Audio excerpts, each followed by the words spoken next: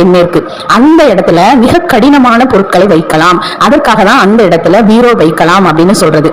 அப்போ அந்த இடத்துல நீங்க ஒரு குபேரனுடைய, அதாவது வயிறு பெரிதாக இருக்கும் ஒரு சிலை, அதுல நீங்க சிறியதாக அல்லது பெரியதாக வைக்கலாம். உங்களுக்கு அதிர்ஷ்டம் இருக்கும். அடுத்ததாக அந்த இடத்துல நீங்க பீரோ வைக்கும் பொழுது அந்த பீரோல நீங்க பணம் வைத்து எடுக்கலாம். அப்போ உங்களுக்கு நல்ல பண வரவு கிடைக்கும். வடகிழக்கு என்பது ஒரு நீர்நிலை என்பதனால் அதற்கு நேராக இருக்கும் தென்மேற்கு பகுதி.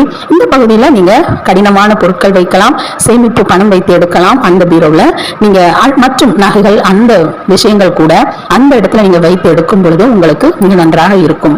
அடுத்ததாக பெரும்பாலும் அது உங்களுடைய படுக்கை அறையாக இருக்கும். அதனால நீங்க எது வைத்தாலும் இரட்டிப்பாக வைக்க வேண்டும். அதாவது எந்த ஒரு பொருள் நீங்க அங்க வச்சாலும் சரி, நீங்க ஆடம்பரமாக ஏதாவது ஒரு நமக்கு கண்ணுக்கு நிறைவாக சில பொருட்கள் வைத்தாலும் சரி, அது இரண்டாக வைக்கும் பொழுது அது கணவன் மனைவிக்கு ஒற்றுமையை தேடித்தரும்.